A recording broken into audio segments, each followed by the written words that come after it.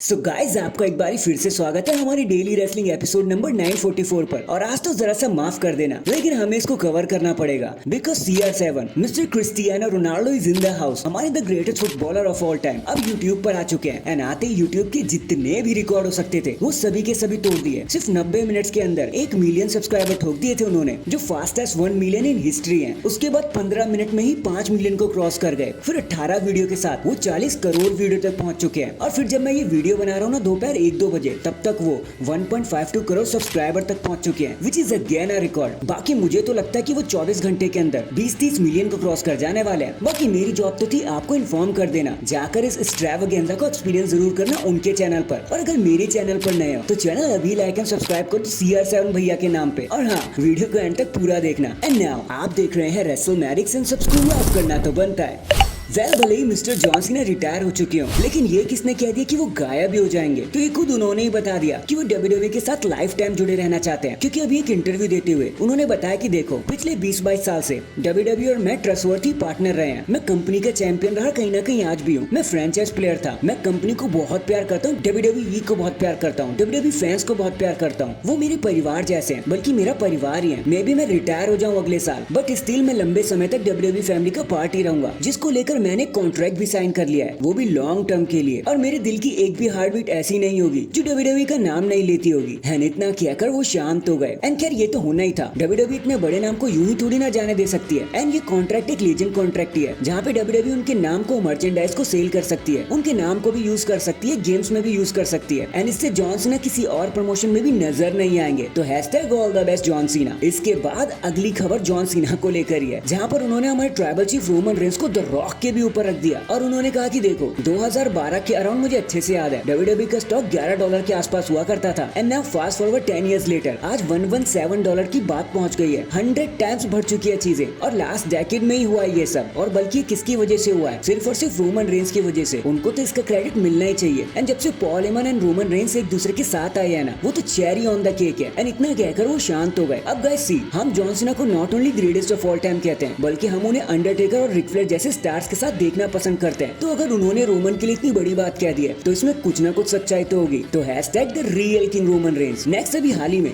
रेंडी Orton ने अपना मन बना रखा है कि वो बैश एंड बर्लिन को मेन इवेंट करना चाहते हैं गंथर के साथ, जब वो उनसे फाइट करेंगे फॉर द टाइटल। देखो, उन्होंने भी हाल ही में इंटरव्यू देते हुए कहा कि देखो, मैं चाहता हूँ कि मैं इस इवेंट को मेन इवेंट करूँ। वैसे Cody Rhodes and Kevin Owens भी एक बड़ा मैच है, लेकिन मुझे लगता है कि मुझे और गंथर को मेन इवेंट करना चाहिए, शो को क्लोज करना चाहिए। क्योंकि आई थिंक भले ही मैं हारूं या जीतूं, उससे फर्क नहीं पड़ता, लेकिन ये मैच इतिहास में लिखा जाएगा। मैं जानता हूँ, क्योंकि गंथर एक अमेजिंग टैलेंट है और मैं भी थोड़ा बहुत कुछ कर ही लेता हूँ। एंड इतना कहकर वो शांत हो गए। लेकिन as we all know, Kevin versus Cody show को मेन इवेंट करने वाले हैं। ऑर्टन एंड गंथर शायद चीजों को किक ऑफ करेंगे, नाइट को किक ऑफ करेंगे। बाकी लेट्स सी, क्या पता WWE प्लान चेंज कर दे। तो हैशटैग ऑर्टन वर्सेस गंथर। इसके बाद अभी हाल ही में जब बबा रे डोडली ने ऐसा कहा कि रॉक्सैन पेरिस अभी मेन रोस्टर के लिए रेडी नहीं है, तो अचानक से बुकर टी भड़क गए, उन्हें गुस्सा आ गया। और ऐसा क्यों हुआ देखो, आप खुद ही सुन लो। तो बुकर टी ने कहा कि यार, मैं बबा रे को बहुत टाइम से जानता हूँ, मैं उन्हें बहुत पसंद करता हूँ, लेकिन लगता है वो आजकल सोचते नहीं है कि वो क्या बोल रहे हैं। रॉक्सैन पेरिस मेरे स्कूल से पढ़ी हुई है and she is that damn good. वो अपने मेन रोस्टर के लिए पूरी तरीके से रेडी है। She is an amazing talent. उनको हम royal rumble and Monday night raw पर भी बहुत बारी देख चुके हैं पिछले महीनों। आप खुद बबा रे से पूछ लो, उनके स्कूल से कौन ही बंदा है जो इतना इम्पैक्ट क्रिएट कर पाया। एंड इतना कहकर वो शांत हो गए। बाकी गाइस देखो, ये तो उनकी बात थी,